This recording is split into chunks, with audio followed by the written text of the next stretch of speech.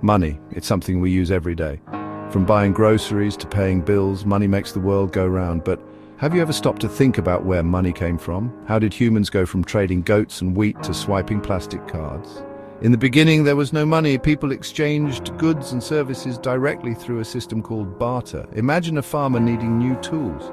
He would have to find a toolmaker willing to trade tools for, say, a few sacks of wheat. This system worked fine for small communities but had limitations. Bartering relies on a double coincidence of wants. Both parties must have something the other needs, which isn't always the case. What if the toolmaker wanted firewood instead of wheat?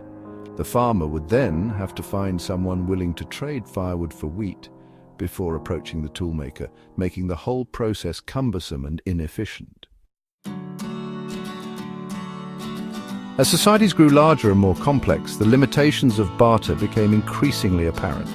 People needed a more practical and efficient medium of exchange. Enter commodity money. Commodity money derives its value from the commodity itself, which had intrinsic value for other uses. Various commodities have served as money throughout history.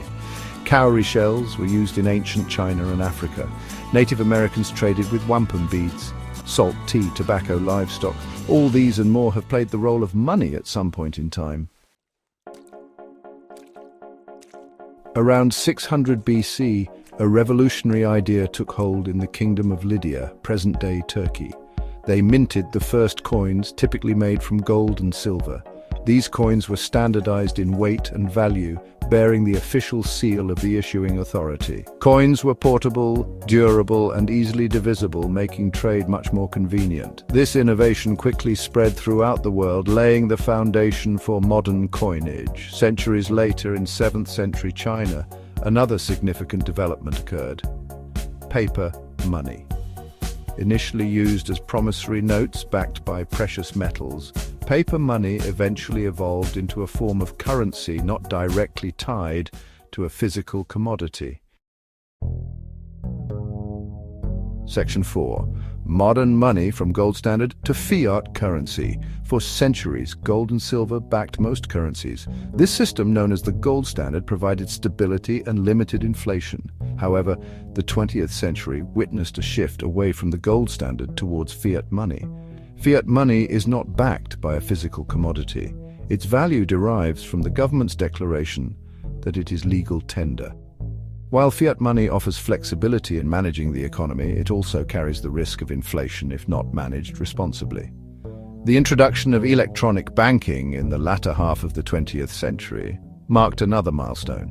ATMs, debit cards, and online banking revolutionized how we interact with money, making transactions faster and more efficient. Section 5. The digital age. E-money, cryptocurrencies, and the future of money. Today we stand on the brink of a new era in the evolution of money, the digital age. Electronic money, or e-money, stored on devices and used for online transactions, is gaining popularity. And then there are cryptocurrencies. Born in the digital world, cryptocurrencies like Bitcoin operate independently of central banks and governments. Using cryptography for security, they offer a decentralized and potentially more secure alternative to traditional currencies. The future of money is uncertain. Will cryptocurrencies replace fiat currencies? Will governments issue their own digital currencies? Only time will tell. What is certain is that money will continue to evolve, adapt, and shape the way we live, work, and interact in the world.